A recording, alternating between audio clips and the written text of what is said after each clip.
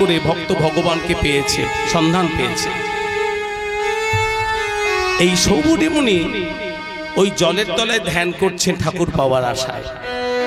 কিন্তু যেহেতু মাছ খেতেন না, জলে তো মাছ থাকবে, মাছগুলো একটু একটু করে বড় হচ্ছে।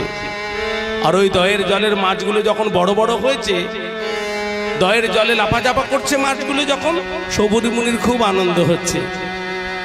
হঠাৎ দেখলেন যে ওই দয়ের জলের মাছগুলো আর লাফাঝাপা করছে না। তাহলে মাছগুলো গেল কোথায়? আমার পোষ মানানো মাছ তাহলে কি মরে গেল? মরে গেলে তো দয়ের জলের উপরে ভাসবে। সৌবুডি মুনি দেখলেন না, একটা মাছও ভেসে নেই। তাহলে কি হলো? মাছ কি তাহলে চুরি হচ্ছে? এই কি হলো কি না হলো সেটা জানার জন্য সৌবুডি মুনি রাতের বেলা একদিন পাহারা দিলেন। আর যেই না পাহারা দিয়েছেন, অমনি মাছের চোরটাকে ধরেছেন। হ্যাঁ গো মা, মাছের চোরটা কে গো? ভক্ত প্রবল গরুড়। গরুড় সাপ খায়, মাছ খায়। তা গরুড় রাতের বেলায় উড়তে উড়তে দেখছে বড় বড় মাছগুলো লাফাঝাপা করছে, আর ওই বড় বড় মাছগুলো ধরে আর খায়, ধরে আর খায়। আজকে সেই চোর ধরা পড়েছে। সৌবুডি মুনি বলছে, গরুড়, আমি জানি তোমার এটা খাদ্য বস্তু, অন্য কোথাও গিয়ে তুমি খাও, আমি তোমাকে মানা করবো না, কিন্তু আমার পোষ মানানো মাছগুলো তুমি খেয়েছো, আমি তোমাকে আজকে ছাড়বো না। এখন চোর ধরা পড়লে যা বলে তেমন বলছি, মুনিবর আজকের মতো আপনি আমাকে ছেড়ে দিন, জীবনে আপনার এই দয়ে এসে আপনার মাছ খাবো না, দয়া করুন, আজকের মতো ছেড়ে দিন, কৃপা করুন। দেখবেন মুনি ঋষিদের মনটা একটু নরম হয়। সৌবুডি মুনি একটু গলে গেলেন, বারবার যখন বলছে তখন একটু কৃপা করি, বলে দেখো গরুড়, তুমি কথা দিলে জীবনে এই দয়ে এসে আর আমার মাছ খাবে না, আমি তোমাকে আজকে ছেড়ে দিলাম, কিন্তু ভবিষ্যতে যদি কোনোদিন এই দয়ের জলের মাছ তুমি খেয়েছো, আমি তোমাকে সেদিন কিন্তু ছাড়বো না। হ্যাঁ মুনিবর, আমি কথা দিলাম, জীবনে আপনার এই দয়ের মাছ আমি খাবো না। গরুড় চলে গেল।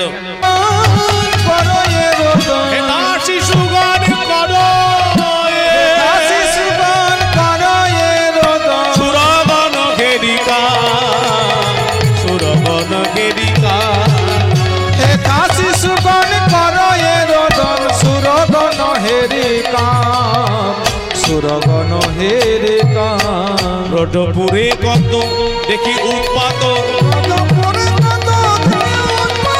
যতে কবরবাসী নন্দ যশোমতি হইয়া উন্মতি আদয়ে হেথায় আসি। যশোমতি হইয়া উন্মতি কাঁদয়ে হেথায় আসে। আলা কৃষ্ণ দাস ওই কদম গাছটা দেখে বলছে, প্রভু দেখো দেখো, এই গাছের ওই ডালটা থেকে গোবিন্দ আমার ঝাঁপ দিয়েছিল, গোবিন্দ আমার ওই ডাল থেকে ঝাঁপ দিয়েছে কালীদখের জলে। কিন্তু কি হয়েছে জানো? ওই কালীদখের জলের তলায় যতক্ষণ কালীনাগের সাথে যুদ্ধ চলছিল, ততক্ষণ তো আমাদের গোবিন্দ প্রাণ কানায় জল থেকে উপরে ওঠেনি, অনেকক্ষণ হয়ে গেল। এক সময় কালীনাগের মুখ থেকে রক্ত বেরিয়েছে, সেই রক্ত কালীদখের জলের উপরে যখন ভেসেছে, তীরে ছিল শ্রীদাম সুদাম দাম বসুদাম, তারা মনে করেছে ওই রক্তটা বুঝি আমাদের কানাইয়ের রক্ত, তাহলে নিশ্চয়ই ওই দুষ্ট কালীনাগ আমাদের কানাইকে কামড়েছে। এই সংবাদটা যখন ব্রজপুরে গেল, ব্রজপুরে যে মহোৎসব চলছিল কানাইকে নিয়ে, সেটা হঠাৎ একেবারে স্তব্ধ হয়ে গেল। সবাই কাঁদতে লাগলো। কেউ বলে আমার কানাই কোথায়, কেউ বলে গোপাল কোথায়, কেউ বলে প্রাণনাথ কোথায়। ব্রজপুরে কত দেখি উৎপাত, যতে কেউ বরজবাসী নন্দ যশোমতি হইয়া উন্মতি কাঁদয়ে হেতাই আসি। সবাই এখানে এসে কাঁদতে আরম্ভ করেছে। আর শ্রীরাম সুদামের কথা বলছো, গোপ গোপী গণ করয়ে রোদন, গোপ গোপী গণ করয়ে রোদন, যতে কেউ বরজবাসী। শুধু শ্রীরাম সুদাম দাম বসুদাম নয়, সখা নয়, শুধু সখা নয় গো, সখীরাও এসেছে, যত বরজবাসী সবাই এসেছে। আর তারা এসে হা উতাস করে আর লোটাই অবনী মাঝে ব্রজবাসী কুল হেরিয়া কুল আদয়ে হেথায় ব্রজবাসী কুল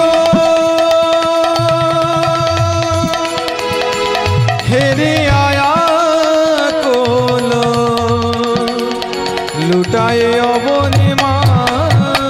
কথা শুনিয়া বিভোর হইয়া পড়িলেন গৌর হরি। একথা শুনিয়া বিমল হইয়া পড়িলেন গৌর হরি। পুলকে পুরাল সবে কালে বড়, পুলকে পুরাল সবে কলে বড়, পুলকে পুরাল সবে কালে বড়, পুলকে পুরাল সবে কলে বড়। ঘুমে যাই গড়া গড়ি গো, ঘুমে যাই গড়া গড়ি। পুলকে পুরাল সবে কলে বড়, ঘুমে যাই গড়া গড়ি গো, ঘুমে যাই গড়া গড়ি। মহাপ্রভু আমার কালা কৃষ্ণদাসের কাছে কথাগুলো শুনতে শুনতে একসময় অজ্ঞান হয়ে পড়ে গেলেন। মহাপ্রভু দুটি ভাব গো, একটা ভক্ত ভাব, একটা ভগবান ভাব। ভক্ত ভাবে তিনি হা কৃষ্ণ বলে কাঁদেন, কিন্তু কৃষ্ণ ভাবে বিভাবিত হয়ে আজকে ধুলোই গড়াগড়ি দিয়ে কাঁদছেন। কৃষ্ণ ভাবে বিভাবিত হয়ে এই কলির জীবকে বলছে তোমরা হরি নাম করো, কৃষ্ণ নাম করো। এই কলিকালে হরি নাম ছাড়া জীবের অন্য কোনো গতি নাই, গতি নাই, গতি নাই। এই দুর্লভ মনুষ্য জন্ম পেয়ে যদি হরি নাম কৃষ্ণ নাম না করো, জীবনটা তোমার বৃথা। 84 লক্ষ জনি অতিক্রম করার পর আমরা মানব জন্ম পেয়েছি। একমাত্র মানব জন্মই হলো দুর্লভ মনুষ্য জন্ম। কেন না, এই জন্মে আমরা মানুষ জন্ম পেয়েছি। গুণ কর্ম যদি ভালো হয় তাহলে পরের জন্মে আবার মানুষ জন্ম পাবো, ভগবানকে ডাকার মতো ক্ষমতা আমরা রাখবো। কিন্তু জেনে রাখবেন, গুণ কর্ম যদি ভালো না থাকে আমরা আর মানুষ জন্ম পাবো কিনা কে বলতে পারে। গরুড় পুরাণে আছে পরিষ্কার, যারা সোনা দানা টাকা পয়সা করে করে মরে, তারা পরের জন্ম কি নেয় জানেন? সর্পজনিতে তারা যায়। যারা ছেলে মেয়ে আত্মীয় স্বজনের মায়ায় মোহে পড়ে তারপর মারা যায়, তারা শুকরজনিতে রূপ নেয়। যারা কামনা বাসনায় লিপ্ত হয়ে মরে, তারা বেশ্যা জন্ম নেয়। আর যারা ভগবানের চিন্তা করে তারা ভগবত ধামে যায়। জেনে রাখবেন, এই জন্মে যদি কিছু পুণ্য করি তাহলে পরের জন্মে আবার সে পুণ্য করার সুযোগ আসবে, মনুষ্য জন্ম পাবো।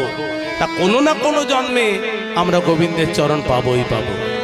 আর যদি অপরাধমূলক কিছু কাজ করি, এই জন্মই আমাদের শেষ। তা কে জানে এটা আমার কত নম্বরের জন্ম, কতবার মনুষ্য জন্ম হয়েছে কেউ বলতে পারবো না।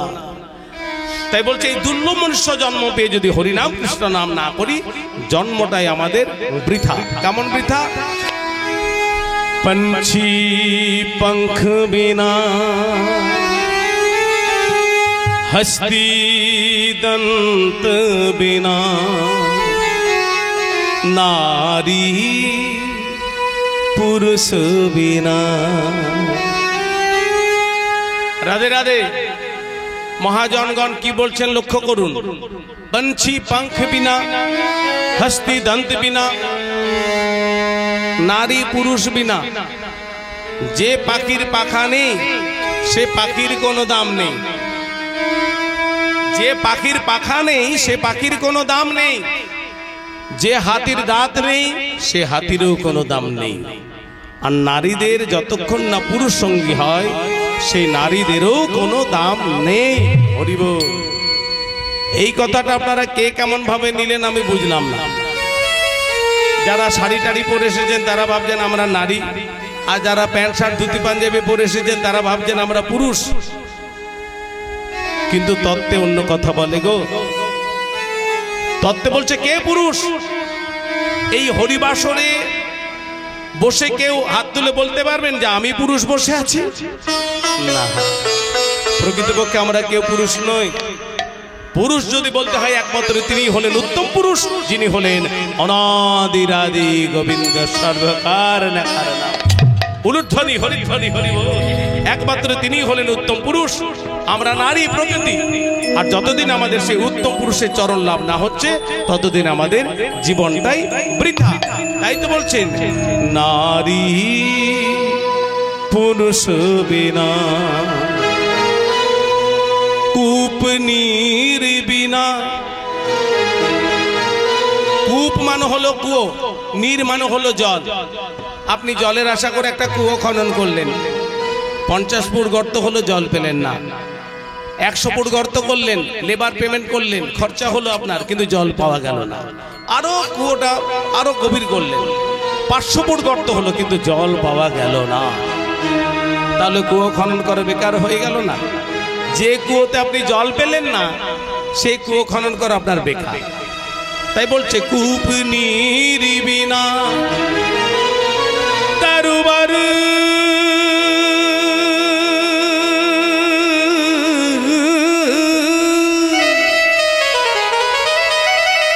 তারুবার ফল বিনা হীনা। তরু মানে হলো গাছ, যে গাছের ফল ফুল নেই সেই গাছটাও বৃথা। जैसे पुत्र पिता बिनहीना, जैसे पुत्र पिता बिनहीना, वैसे मनुष्य हरि नाम बिना। सुमिरन करी विदाई गौर हरि बोल।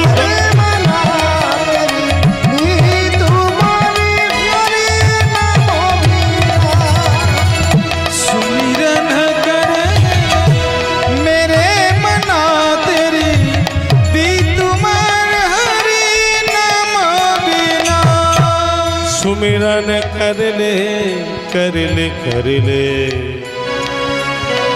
सुमिरन कर ले मेरे मना तेरी बीती उमर। মানে একটা দিন বেরিয়ে গেলে তো তোমার বয়স বেরিয়ে চলে যাচ্ছে। একটা সূর্য উঠছে আবার ডুবছে, যখন আমার বয়সটা বেড়ে গেল। এমনি করতে করতে একদিন মরে যাবই। তা জেনে রাখবেন, হরিনাম ছাড়া মরবো, তাহলে জন্মটা আমার বৃথা হয়ে গেল।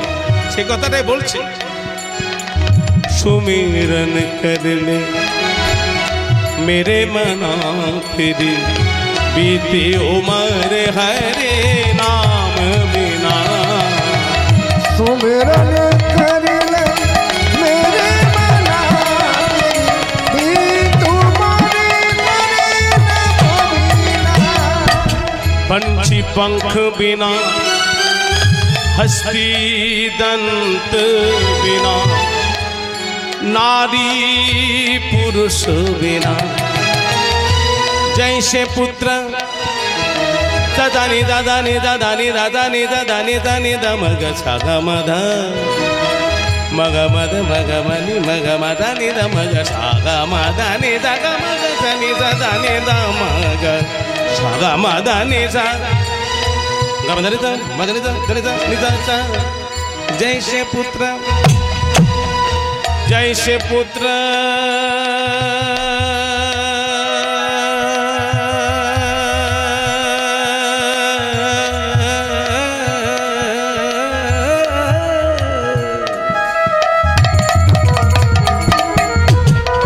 जैसे पुत्र पिता बिनहीना, जैसे पुत्र पिता बिनहीना, वैसे मनुष्य हरि नाम बिना।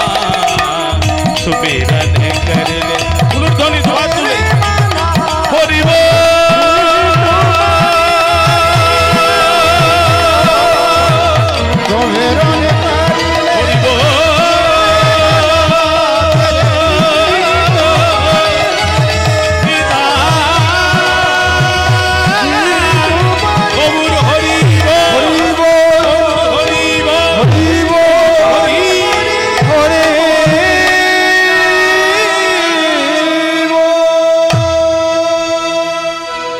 হরিনাম ছাড়া কলিজীবের অন্য কোনো গতি নাই। কলির যুগের একমাত্র মহামন্ত্র নাম এই হরিনাম। হরে কৃষ্ণ কৃষ্ণ কৃষ্ণ হরে হরে, হরে রাম রাম রাম হরে হরে। এটা মহাপ্রভু শুধু কলিকালে শেখালেন তা নয়, দাপর যুগে ভগবান শ্রীকৃষ্ণ বলে দিয়েছিলেন এই কলিযুগের কি কি হবে কি হবে না। হরি বল।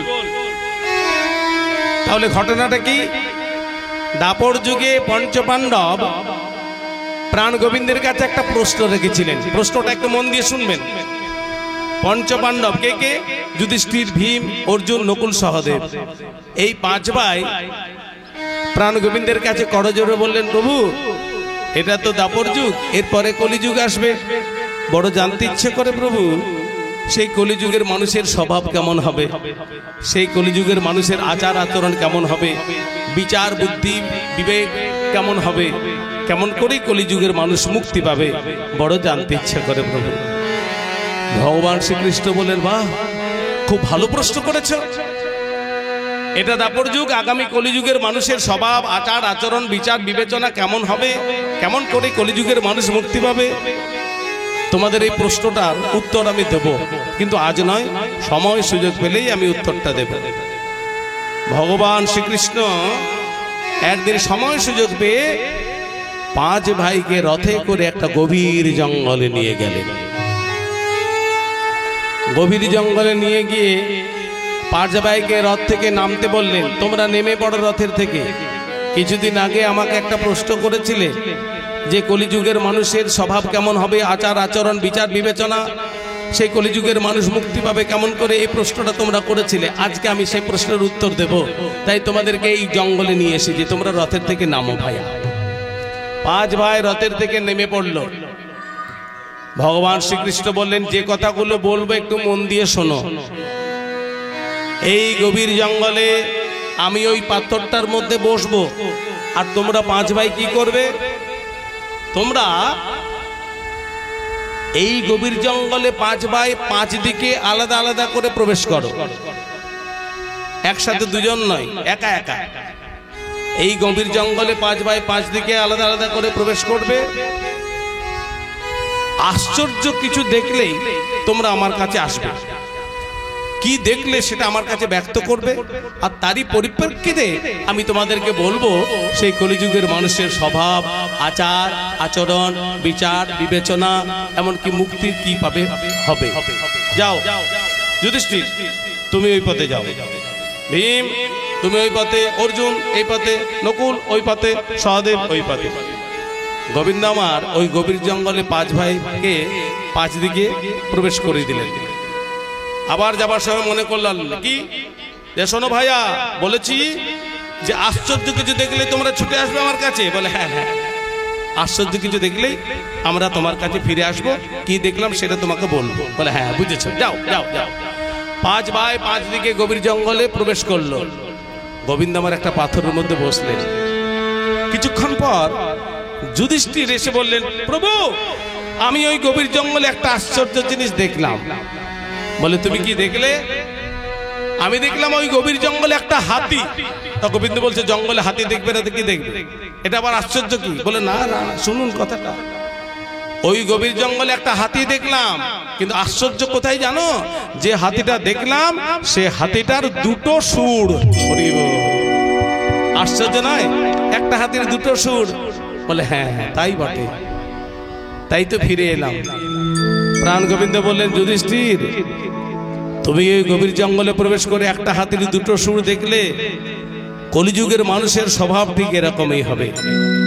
কলিযুগের মানুষ বলবে এক, করবে আরেক, কথা দেবে কিন্তু কথা রাখতে পারবে না।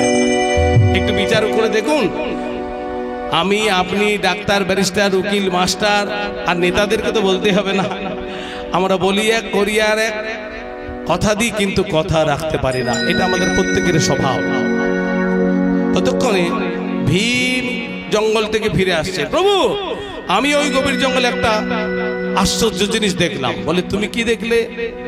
আমি দেখলাম সদ্য জন্ম দিয়েছে একটা গায় একটা বাছুরকে। হ্যাঁ, একটা গায় একটা বাছুর সদ্য জন্ম দিয়েছে। সেই বাছুরটাকে তার মা মানে গায় স্নেহ ভালোবাসা দিচ্ছে। হ্যাঁ গো মায়েরা, গায় বাছুরকে স্নেহ ভালোবাসা দেয় কেমন করে? কেমন করে দেয়? চাটে, চাটে না? তা ভীম দেখছে একটা গায় তার বাছুর জন্ম দিয়েছে, বাছুরটাকে স্নেহ ভালোবাসা দিচ্ছে, চাটছে, কিন্তু এমন ভাবে চাটছে, চাটতে চাটতে চাটতে চাটতে সেই বাছুরটার শরীর থেকে রক্ত পর্যন্ত বেরিয়ে গেল। হায়রে, মানে মা তার সন্তানকে স্নেহ ভালোবাসা দিচ্ছে, বিনিময়ে সন্তানের শরীর থেকে রক্ত বেরিয়ে যাচ্ছে। আশ্চর্য নয়? ভগবান শ্রীকৃষ্ণ বললেন আশ্চর্য বটে, কিন্তু এটাই হবে কলিকালে। এটা কলিকালে হবে মানে হ্যাঁ, কেমন বলে কলিকালে মা বাবারা তার সন্তান সন্ততিকে এমন ভাবে ভালোবাসবে, সেই সন্তান সন্ততিরা যা চাইবে তাই দেবে, এমন ভাবে স্নেহ ভালোবাসা দেবে, বিনিময়ে সেই সন্তানের বিবেক বুদ্ধি বেরিয়ে যাবে ওই রক্তের মতো। বড় হয়ে সেই সন্তান গুরু বৈষ্ণব জ্ঞান করবে না, মা বাবাকে প্রণাম পর্যন্ত করছে না। এখনকার ছেলেদের কি অবস্থা দেখুন, গুরু বৈষ্ণব জ্ঞান করছে না, মা বাবাকে মানছে না, মাথার ঘাম পায়ে ফেলে যে বড় বাড়িটা তৈরি করলেন, সেই ছেলে ওই বাড়িতে আপনাকে থাকতে দিচ্ছে না।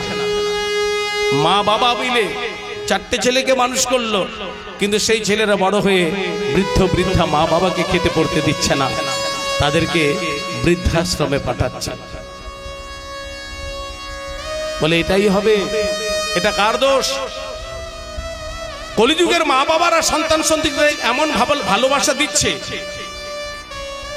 ওই রক্তের মতো বিচার বুদ্ধিগুলো লোপ পেরিয়ে যাচ্ছে। অনেকটা দোষ আমাদের মা বাবার। কেন? সন্তান সন্ততি যাই হোক না কেন, একটু বড় হতে না হতেই ছেলে মেয়েরা যা চাই আমরা তাই দিই, যা চাই যা চাই। বলাই বাহুল্য, একটা 12 বছরের ছেলের হাতে 30,000 টাকার একটা অ্যান্ড্রয়েড ফোন দিয়ে দিচ্ছি, ছেলে মেয়েরা যা চাইছে তাই দিচ্ছি, লেখাপড়া শেখাচ্ছি, ইংলিশ মিডিয়াম স্কুলে ভর্তি করাচ্ছি, কিন্তু কখনো বলছি না বাবা পড়াশোনার ফাঁকে সপ্তাহে 5 মিনিট গীতা পাঠ কর, পড়াশোনার ফাঁকে সপ্তাহে 5 মিনিট ভাগবত পাঠ কর, ঠাকুরের মন্দিরে মাথাটা ঠেকে আয়। হে ভক্তমণ্ডলী মায়েরা, এই হরিবাসরে যারা বসে আছেন, একজনও হাত তুলে বলতে পারবেন তার সন্তানকে এই শিক্ষা দেন? একজনও বলতে পারবেন যে তার সন্তানকে এই শিক্ষা দেন? না, আমরা সেই শিক্ষা দিইনি, বিনিময়ে সন্তানরা যা চাইছে আমরা দিচ্ছি। এই জন্যই তো তাদের বিচার বিবেক সব বেরিয়ে যাচ্ছে রক্তের মতো। অর্জুন ততক্ষণ ফিরে এসে বলছে, প্রভু আমিও ওই গভীর জঙ্গলে একটা আশ্চর্য জিনিস দেখেছি। বলে তুমি কি দেখে এলে?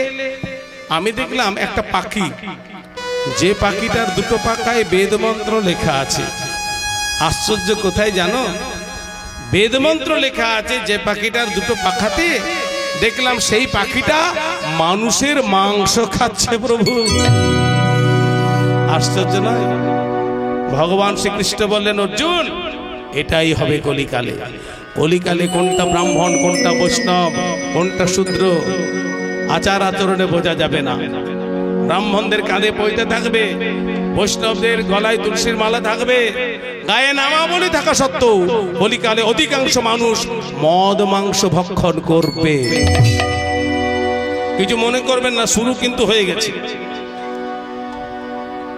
আমরা নিজেরাই আমাদের ধর্মটাকে রাখতে পারছি না,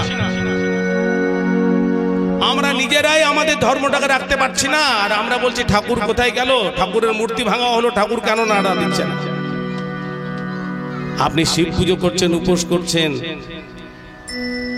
আপনি মনসা পুজো করছেন, উপোস করছেন, আপনি দুর্গা পুজো করছেন, উপোস করছেন, কিন্তু নবমীর দিনে কত বড় থাকবে সেটা আশা করছেন। শিব পুজো করার পরের দিনে আপনি কি করছেন? বা যেখানে হরিনাম কৃষ্ণ নাম হচ্ছে তার পাশে দেখবেন কত রকমের কত খাবার, যেগুলো বৈষ্ণবদের খাবার নয়, সে খাবারগুলো পর্যন্ত আমরা খাচ্ছি। তাহলে কি করে হবে গো? অনেকটা আমাদের দোষ, আমরা নিজেরাই ধর্মটাকে ঠিক রাখতে পারছি না। ভগবান শ্রীকৃষ্ণ বললেন, এই কলিকালে এমন একটা দিন আসবে যেদিন কাঁধে পইতে থাকবে, গায়ে নামা বলে থাকা সত্ত্বেও অধিকাংশ মানুষ মদ মাংস ভক্ষণ করবে। তাই তো হয়েছে শুরু। এই কলিকালে 3 ভাগ পাপ 1 ভাগ পুণ্য, মানে অধিকাংশ মানুষ মহাপাপে লিপ্ত হয়ে যাচ্ছে। তাই অধিকাংশ মানুষে, সবাই নয়, অধিকাংশ মানুষে ওই পথেই হাঁটছে। ধর্ম বলে আর আমরা কিছু রাখতে পারছি না ধরে। কিন্তু খুব সাবধান, আগামী দিন এমন আসছে যে আমরা কি যে করব, বিশেষ করে আমাদের বাঙালি হিন্দু সনাতন ধর্মটার যে কি অবস্থা হবে আমরা ভেবেই পাচ্ছি না। খুব সাবধান, খুব সাবধান। নকুল ততক্ষণ ফিরে এসে বলছে, প্রভু আমি ওই গভীর জঙ্গলে একটা আশ্চর্যের জিনিস দেখলাম। বলে, তুমি কি দেখলে? আমি দেখলাম ওই গভীর জঙ্গলে অনেকগুলো কুয়ো, অনেকগুলো পাত কুয়ো, মানে কম গর্তের কুয়ো আছে, গভীর গর্তের কুয়ো আছে। কিন্তু আশ্চর্য, কম গর্তের কুয়োতে জল আছে, গভীর গর্তের কুয়োতেই জল নাই। হরি বল। এখন গভীর গর্তের কুয়োতেই জল থাকা প্রয়োজন, সেটা শুকনো। কম গর্তের কুয়োতে জল আছে, মানে আসল জায়গায় ফাঁকা। ভগবান শ্রীকৃষ্ণ বলেন এটাই হবে কলিকালে। কলিকালে কত রকম ভাবে মানুষ খরচা করবে। বিয়ে বাড়ি বলুন, অন্নপ্রাশন বলুন, পৈতে বাড়ি বলুন, শপিং মল, বিগ বাজার, এই করতে হবে, ওই করতে হবে, কত রকম ভাবে সারা বছরে টাকা পয়সা খরচা করে। কিন্তু গুরু সেবার জন্য, বৈষ্ণব সেবার জন্য, হরি কথার জন্য অধিকাংশ মানুষই টাকা পয়সা চাঁদা দিতে চায় না, খরচা করে না তারা। তাই এখানে আমি ধন্য যে মাস্টারমশাই এত বড় একটা মহতি হরিবাসর তৈরি করেছে। আপনারা তার জন্য একটু সবাই মিলে উলুধ্বনি হরিধ্বনি দেবেন। নিতাই গৌর হরি বল। সহদেব ততক্ষণে ফিরে এসে বলছে, আমি ওই গভীর জঙ্গলে একটা আশ্চর্য জিনিস দেখেছি। বলে, তুমি কি দেখলে? আমি ওই গভীর জঙ্গলে একটা বিশাল কালো রঙের পাহাড় দেখলাম, আর সেই পাহাড় থেকে বড় বড় পাথরগুলো খুলে খুলে পড়ছে। আশ্চর্য, ওই পাহাড় থেকে বড় বড় পাথরগুলো খুলে খুলে পড়ছে। বড় গাছ সেই পাথরগুলোকে আটকাতে পারছে না, ছোট্ট চারা গাছ ওই পাথরগুলোকে আটকে দিচ্ছে। আশ্চর্য নয়? বড় বড় গাছ ওই পাথরকে আটকাতে পারছে না, ছোট ছোট গাছ পারছে আটকাতে। বলে, এটাই হবে কলিকালে। কলিকালে তুমি যে বিশাল আকারের কালো রঙের একটা পাহাড় দেখলে, সেটা কলিকালের মহাপাপ। ওই যে একটু আগে বললাম, 3 ভাগ পাপ 1 ভাগ পুণ্য, মানে অধিকাংশ মানুষ মহাপাপে লিপ্ত হবে, আর সেই পাপের প্রভাব বিস্তার করবে। তাই ওই কালো রঙের পাহাড় থেকে বড় বড় পাথরগুলো খুলে খুলে পড়ছে। বড় গাছ সেই মহাপাপকে আটকাতে পারছে না। বড় গাছটা কি? বড় গাছটা হলো টাকা পয়সা, সোনা দানা, গাড়ি বাড়ি। জেনে রাখবেন, টাকা পয়সা, সোনা দানা, গাড়ি বাড়ি মহাপাপকে আটকাতে পারবে না। পারবে কে? পারবে ছোট্ট একটা চারা গাছ। ওই চারা গাছটা কি? বলে, ওই চারা গাছটাই হলো কলিযুগের মহামন্ত্র, নাম হরি কৃষ্ণ, হরে কৃষ্ণ, হরে কৃষ্ণ, কৃষ্ণ কৃষ্ণ, হরে হরে, হরে হরে, হরে রাম, হরে রাম, হরে রাম, রাম রাম, হরে হরে, হরে হরে। তাই মহাপ্রভু এই কলিকালে মাঝে মাঝে ভাবাবিত হতেন। একবার ভক্ত ভাবে, একটা ভগবান ভাবে। এই ভগবান ভাবে তিনি ধুলোয় গড়াগড়ি দিয়ে কানতে আরম্ভ করলেন। চেতনা যখন হলো তখন বলছেন, কাহা মোর মাতা শ্রীরামাদি সখা, কাহা মোর মাতা শ্রীরামাদি সখা, কাহা মন গোপীগণ ইহা বলি কাঁদে, হিরো নাহি বাঁধে মাধব আকুল মোহ, ইহা বলিব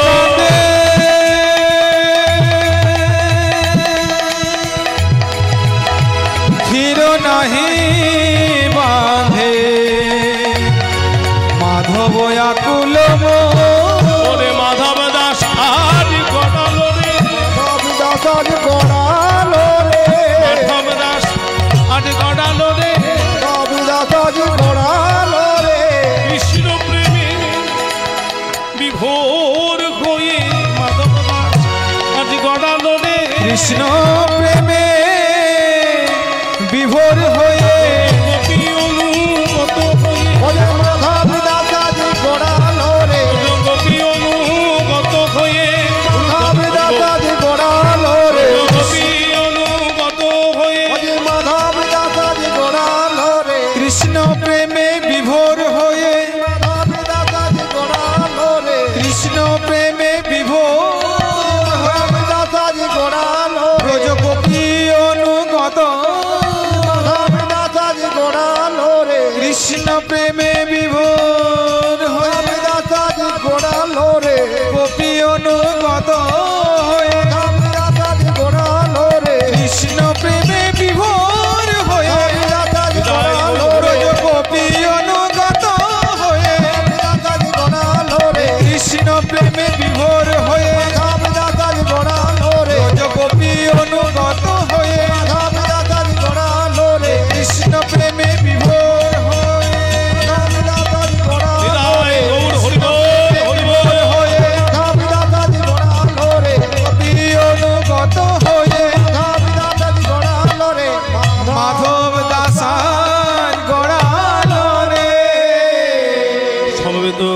ভক্তমণ্ডলী এবং আমার ভক্তিমতী মায়েরা, এবার আমরা সরাসরি চলে যাই মধুময় শ্রী বৃন্দাবনে, ভগবান শ্রীকৃষ্ণের লীলা আস্বাদন করি। আমরা সবাই যাবেন বৃন্দাবনে?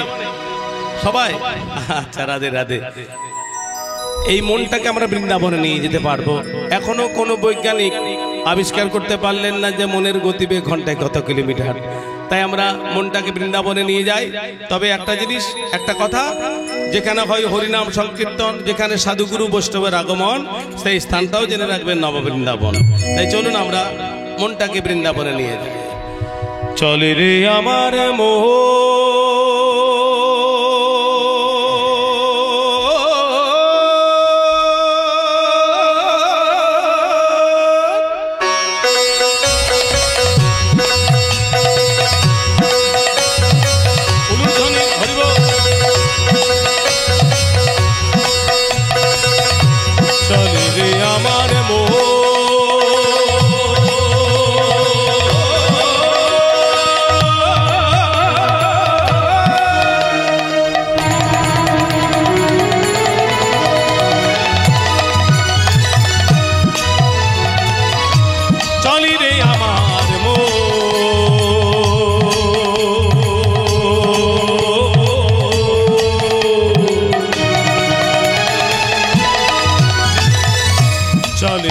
আমার মোহ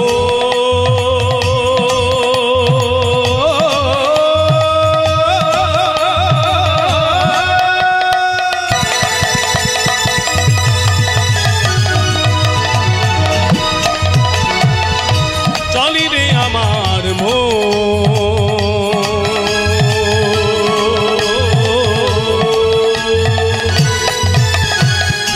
যমুনা পুলিনে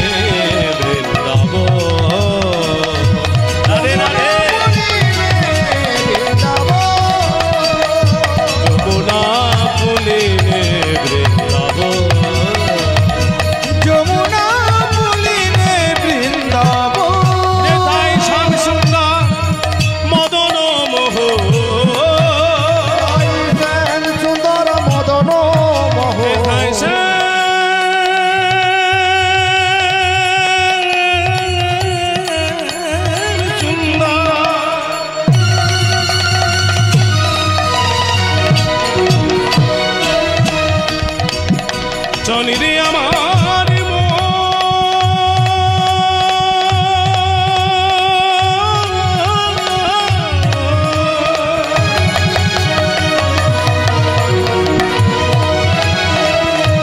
মধুর বৃন্দাবন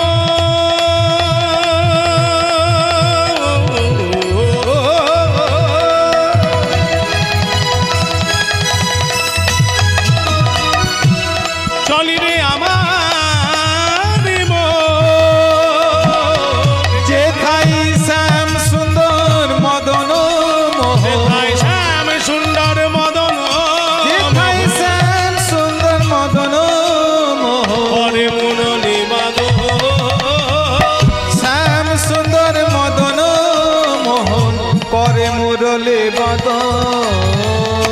যমুনা পুলিনে বৃন্দাবন, যমুনা পুলিনে বৃন্দাবন, ওরে যমুনা পুলিনে বৃন্দাবন, যমুনা পুলিনে বৃন্দাবন, বৃন্দাবন।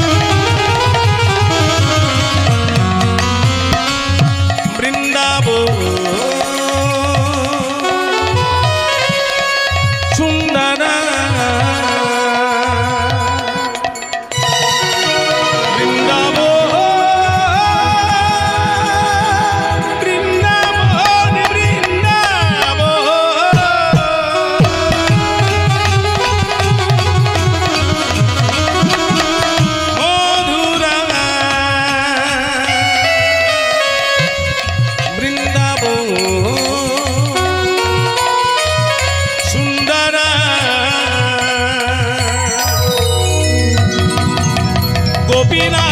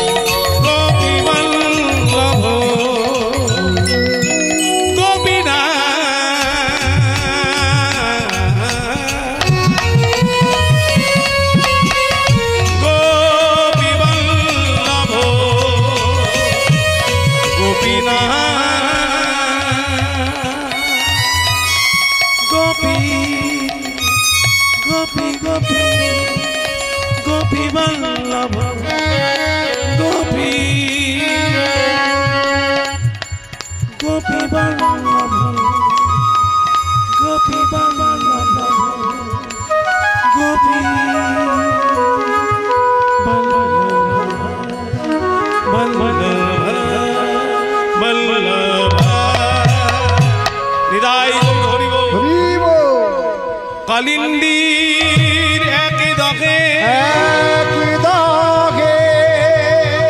কালিনাগ তাকে দগে বিষ জল দহন সমান তাহার উপরে বা কোন পাখি যদি উড়ে যায়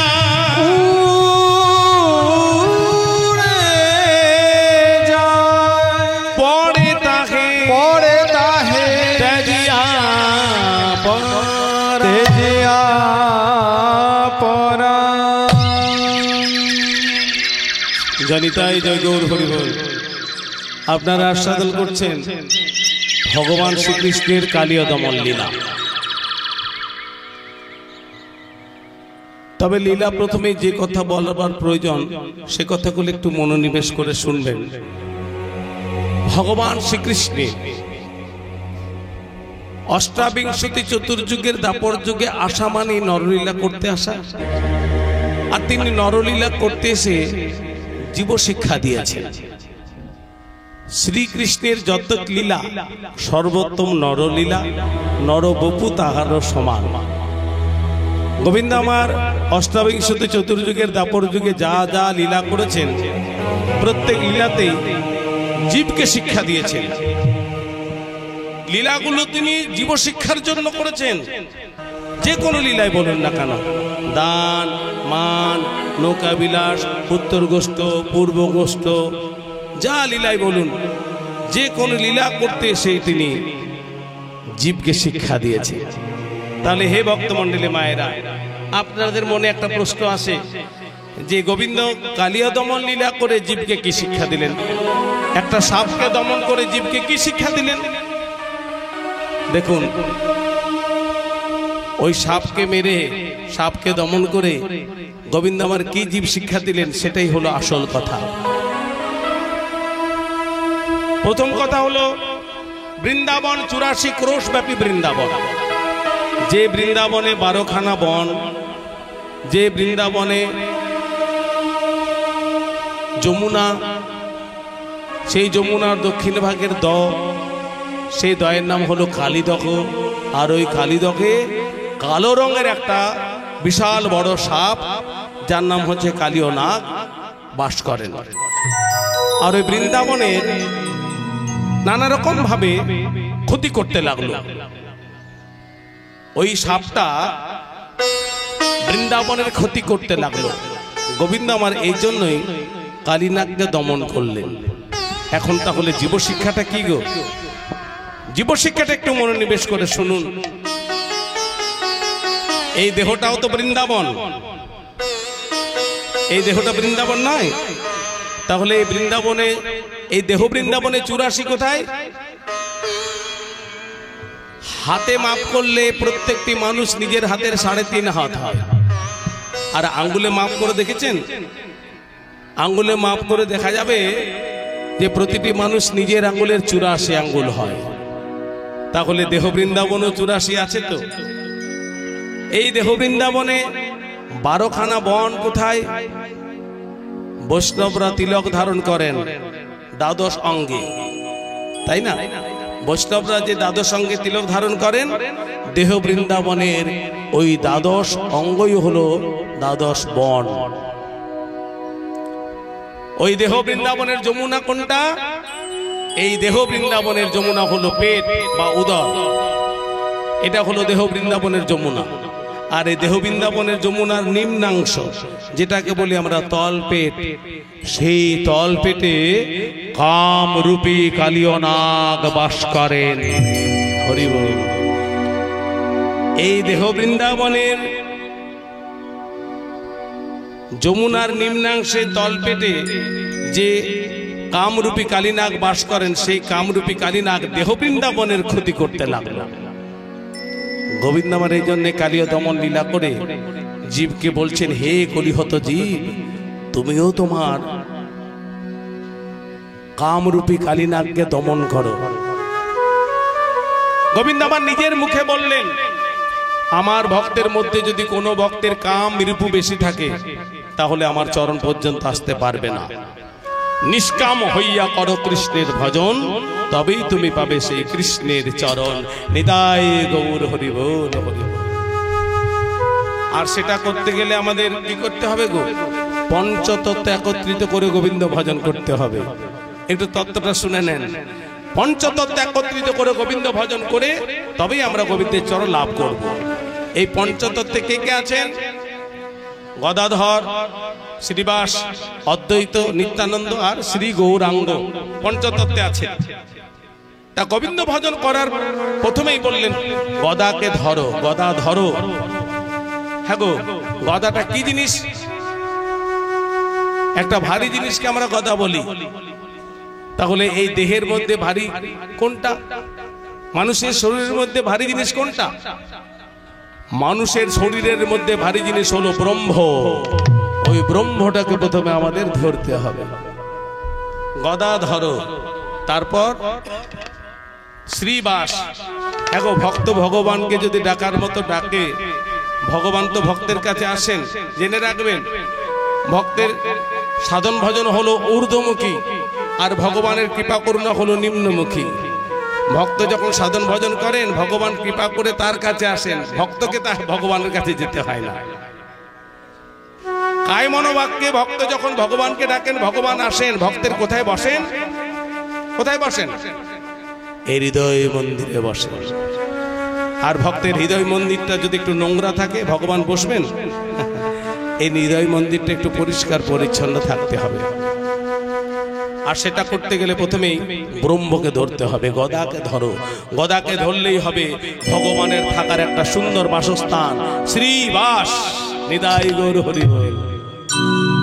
দুটো জিনিস একত্রিত হলো। তারপর অদ্বৈত। জীব শিক্ষার জন্য বানানটা একটু পরিবর্তন করলাম, দৈত্য অদ্বৈত। হ্যাঁ গো মায়েরা, এই কলিকালে কেউ দৈত্য দেখেছেন? বাবারা দেখেছেন দৈত্য? কলিকালে দৈত্য দেখেছেন? দৈত্য দানব দেখেছেন? দেখেন। তাহলে এই কলিকালে দৈত্য দানব নেই? কি বলেন, আছে না নেই? আছে, অথচ দেখিনি। তাহলে আছে কোথায়? মানুষের স্বভাবের মধ্যে দৈত্য দানব লুকিয়ে আছে। যারা সমাজে থেকে অসামাজিক কাজ করে, যারা মা বোন বিচার করে না, যারা ধর্ম অবলম্বন করে না, কত রকমের কত ঘটনা শুনতে পাচ্ছি। এই আরজি করের ঘটনা আমরা এখনো ভুলতে পারছি না। ধর্ষণ করে খুন। আপনি পেপার পড়ুন, সকালবেলায় খবর দেখুন, একটা 5 বছরের শিশুকে গণধর্ষণ করে পুড়িয়ে মারলো। এই নানা রকমের কত ঘটনা। গত পরশুদিন মেদিনীপুরে দাসপুরে এক বাবাজি ভাগবত পাঠ করে রাতের বেলা আসছিলেন, তার শিখা কাটা হলো, তাকে নানা রকম ভাবে মেরে দেওয়ার চক্রান্ত করলো। এই সমাজে যারা থেকে অসামাজিক কাজ করে, তারা কি মানুষ না দৈত্য দানব? তারাই সমাজের দৈত্য দানব। কিন্তু যদি ব্রহ্মকে ধরতে পারত, ঠাকুরকে যদি ডাকত, তাহলে গদাধর শ্রীবাস একত্রিত হলে আর দৈত্য ভাব থাকতো না, তখন হতো অদ্বৈত ভাব। এই তিনটে জিনিস যখন একত্রিত হয়ে যাবে, তখন আর কি চিন্তা? তখন তো আনন্দ হবে। ঠাকুর এবার আসবেন, সব সাজানো গোছানো আছে। তখন আনন্দটা এমন, নিত্য নিত্য আনন্দ, নিত্যানন্দ। চারটে জিনিস যখন একত্রিত হয়ে যাবে, মনের মধ্যে কোনো কালিমা থাকবে? মনের মধ্যে তখন কোনো কালিমা থাকবে না, তখন হবে গৌর বর্ণ শ্রী গৌরাঙ্গ। শ্রী গৌরাঙ্গ, শ্রী গৌরাঙ্গ, তখন হবে গৌর বর্ণ গৌরাঙ্গ শ্রী গৌরাঙ্গ। তা এই কামনা বাসনা শূন্য হয়ে ভগবানকে জানতে গেলে আমাদেরকে কি করতে হবে? নিষ্কাম হতে হবে। নিষ্কাম হইয়া করো কৃষ্ণের ভজন, তবেই তুমি পাবে সেই কৃষ্ণের জনম।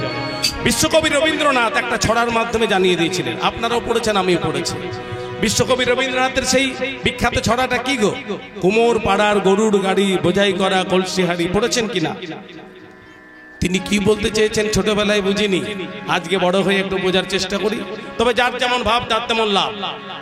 কুমোর পাড়ার গরুর গাড়ি বোঝাই করা কলসি, পড়েছেন মা? আচ্ছা, এই গরুর গাড়ি কোনটা গো? গরুর গাড়িতে বোঝাই করা কলসি হাড়ি বা কি? এই দেহটাই হলো গরুর গাড়ি। এই দেহ গরুর গাড়িতে কত রকমের হাড়ি কলসিগুলো আমাদের সাজানো আছে গো। কাম, ক্রোধ, লোভ, মোহ, মদ, মাৎসর্য, সংসারে ত্রিতাপ জ্বালা, আধ্যাত্মিক, আদি দৈবিক, আদি ভৌতিক, এই নেই ওই নেই, এই করতে হবে ওই করতে হবে, কত রকমের বোঝা। ওই হাড়ি কলসিগুলো কত রকমের ভাবে সাজানো আছে এই দেহ গরু গাড়িতে। বোঝা কি নেমেছে? বোঝা নেমেছে? হ্যাঁ, বোঝা নামেনি। যতই বাঁচবেন যতদিন বোঝা কিন্তু নামবে না। বোঝা কিন্তু গরুর গাড়িতে চাপাই আছে। আবার বললেন এই দেহটাই মাটির দেহ। কাজী নজরুল ইসলাম বলেছেন, এই দেহ ভেগে হয় রে মাটি, মাটিতে হয় দেহ।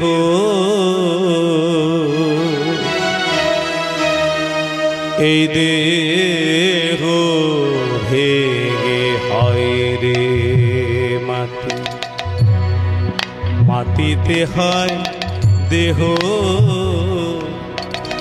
যে কুমোর গড়ে এই দেহ, তার খোঁজ নিল না কেহ রে ভাই, খোঁজ নিল না কেহ।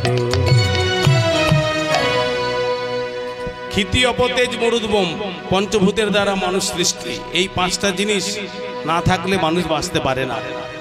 আর মানুষ যখন মরে যায় তাকে সমাধি দেওয়া হয় কিংবা শ্মশানে পুড়িয়ে দেওয়া হয়। সমাধি দেওয়া হলে কিছুদিন পর মাটির সঙ্গে মিশে যায়। আর শ্মশানে পুড়িয়ে দেওয়া হলে কি হয়? শ্মশানে পোড়ানোর পর কি পড়ে থাকে গো শ্মশানে? কয়েক মুঠো ছাই। ওই ছাইটা তো মাটির সঙ্গে মিশে যায়। তাই বলছে এই দেহ ভেঙে হয় রে মাটি, মাটিতে হয় দেহ। যে